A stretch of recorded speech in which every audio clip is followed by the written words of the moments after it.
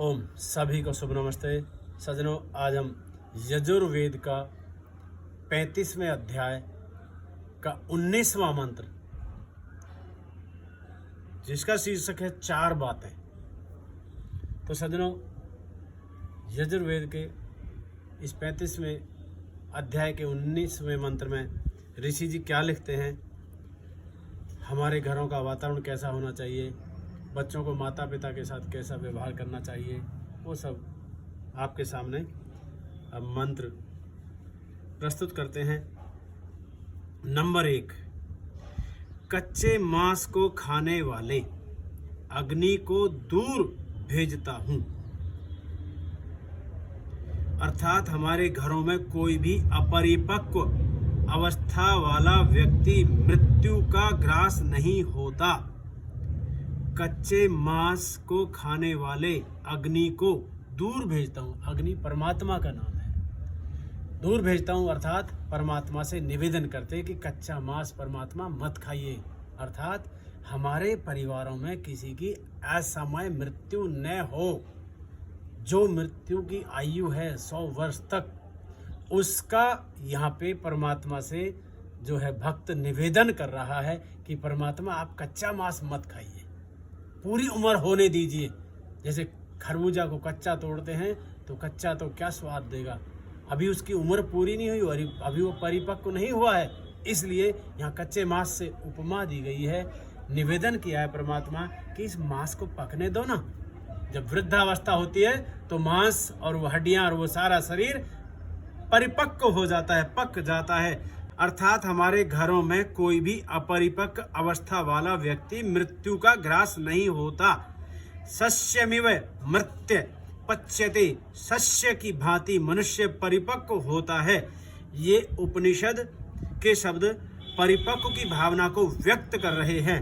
इसके बाल पक गए हैं, इसके बाल पक गए हैं। यह हिंदी का प्रयोग भी पकने का अर्थ स्पष्ट कर देते हैं। कई बार कहते हैं ना लोग, अब इसके बाल पक गए। कई बार बड़े बूढ़े कहते हैं हमने ये बाल ऐसी धूप में नहीं सफ़ेद किए हैं, ये हमारा अनुभव है, हमारा व्यवहार और अनुभव, हमने बहुत बड़ी खोज और आविष्कार और शोध की हुई है, उसके बल पे हम बात कर रहे हैं। ऐसे हमारे बुजुर्ग कई बार बोलते हैं।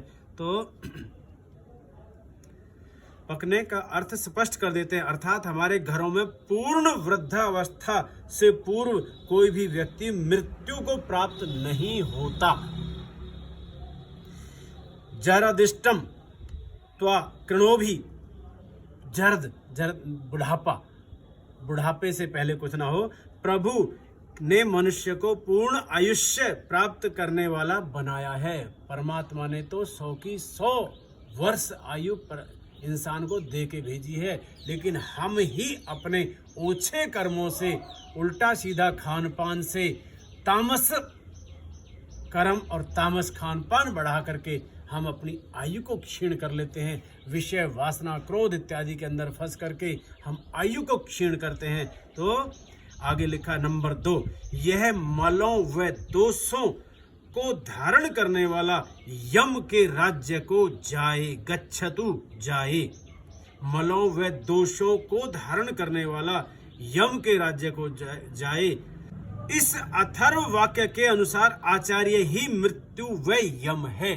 आचार्य मृत्यु और यम भी कहते, क्योंकि वह बुराइयों को खा जाता है, भस्म कर देता है, बुराइयों को मार देता है इंसान के अंदर से, उसको निखार करके कुंदन बना देता है। इसलिए आचार्य को यम भी कहा गया है। यम जैसे मृत्यु देता है तो आचार्य किनको मृत्यु देता है? काम, क्रोध, लोभ इत्यादि, हिंसा इत्यादि, इन सब को हमारे जीवन से दूर कर देता है। इसलिए आचार्य को यम भी कहा गया है। यम आचार्य उसे बड़े नियम में रखेगा। बालकों में स्वार्थ, जिद इत्यादि की भावना बड़ी प्रबल होती है। बच्चे छोटी छोटी चीज़ों के लिए अपना स्वार्थ दिखाते हैं, अपनी छोटी छोटी चीज़ों के लिए जिद करते हैं, आपस में लड़ते हैं, झगड़ते हैं। उनका बाल मन, उनका भोलापन साक्षात दिखाई देता है, तो उनकी वो इच्छा प्रबल होती है।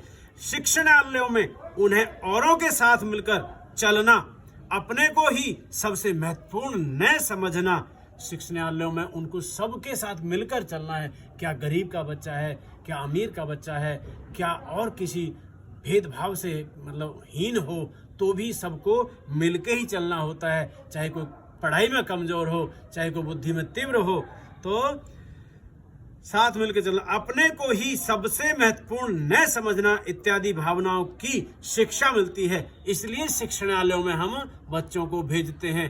परिवारों में वो संस्कार नहीं आ सकते जो शिक्षणालयों में आते हैं। यही इन गुणों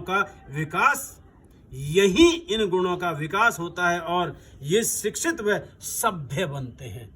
अगर विद्यालयों में, गुरुकुलों में बच्चे ना जाएं तो वो सभ्य नहीं बनेंगे। घर का वातावरण उतना उनके लिए अनुकूल नहीं होता। नंबर 3, जहां हम चंचल बच्चों को आचार्य कुल में भेजते हैं, वहां यह भी चाहते हैं कि यह उस चंचल बच्चे से भिन्न आचार्य कुल में विद्वान उपाध्यायों से जो अध्याय पढ़ाते हैं, उनको जो पाठ पढ़ाते हैं, जो शिक्षा देते हैं, उनको उपाध्याय बोलते हैं। उपाध्यायों से उत्पन्न हुए ज्ञान वाला यहाँ हमारे मध्य में ही अर्थात आचार्य कुल से शिक्षित हो समावृत होकर घरों में आए, उनसे संस्कारित होकर के घर में वापस लौटें।